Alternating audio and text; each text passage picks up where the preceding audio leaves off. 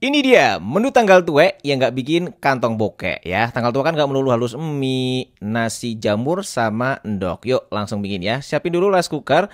Masak nasi seperti biasa aja. Ini aku pakai satu muak aja ya. Kasih air, kemudian kasih bawang putih goreng atau bacman bawang. Masukin jahe, kecap asin, kaldu bubuk, merica. Wes itu aja. Tinggal dia udek-udek aja.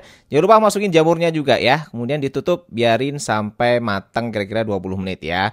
Nah ini rice cookernya aku pakai rice cooker mini Mito R11, kapasitasnya itu setengah liter, anti lengket, dan ini cocok nih buat anak-anak kos ya. Dan juga elegan, kalau belum punya wajib punya. Buat lauknya simple aja, goreng telur 2 biji ya, diangkat dulu kalau sudah matang. Bawang putih, bawang merah sama cabai gongseng-gongseng. Masukin endoknya, tambahin kecap manis 3 puteran aja.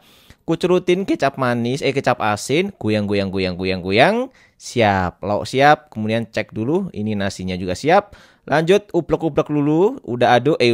Dia aduk-aduk, kemudian langsung aja teplokkan ini si endoknya. Wis, bilangin lah jangan kebanyakan makan mie instan, kayak gini aja udah enak ya.